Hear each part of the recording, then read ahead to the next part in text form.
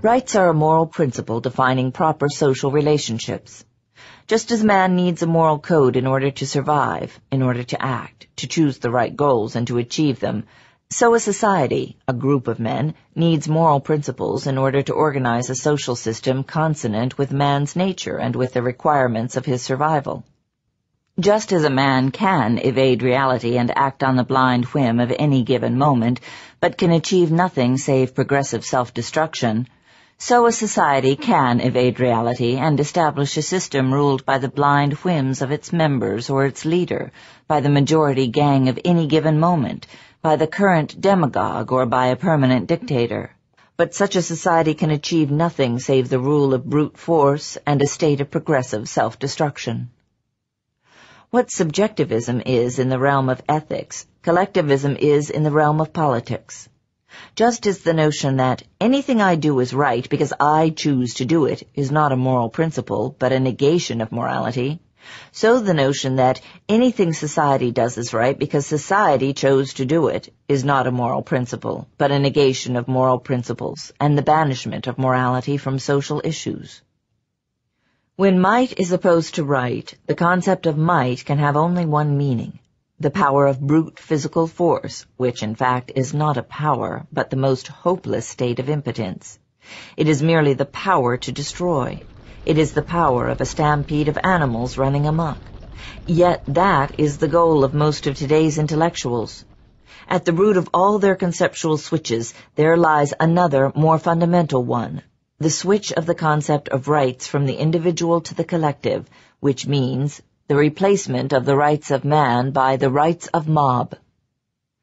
Since only an individual man can possess rights, the expression individual rights is a redundancy, which one has to use for purposes of clarification in today's intellectual chaos.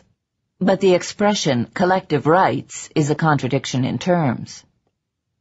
Any group or collective, large or small, is only a number of individuals. A group can have no rights other than the rights of its individual members.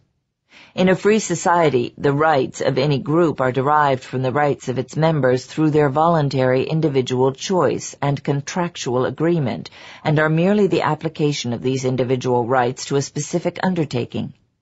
Every legitimate group undertaking is based on the participants' right of free association and free trade.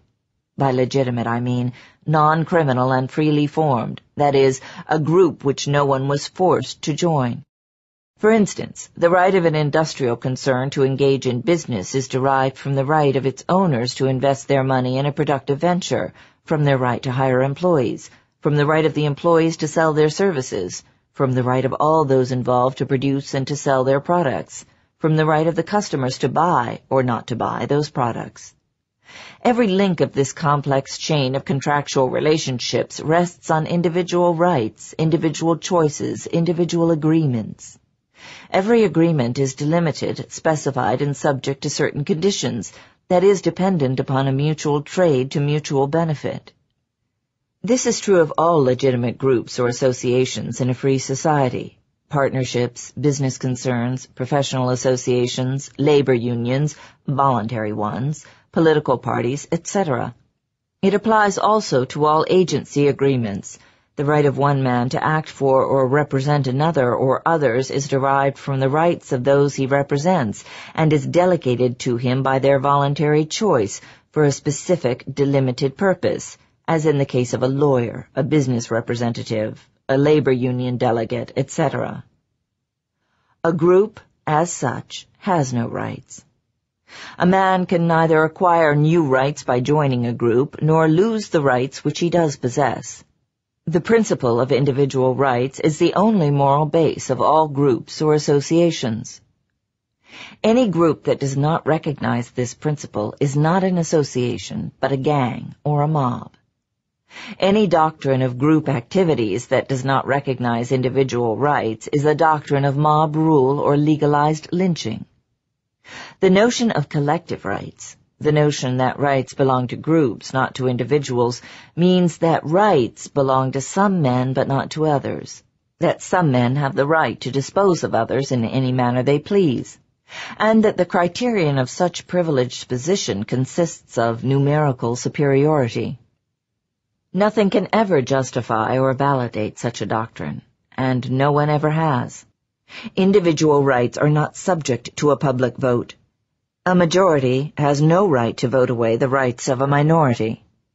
The political function of rights is precisely to protect minorities from oppression by majorities, and the smallest minority on earth is the individual.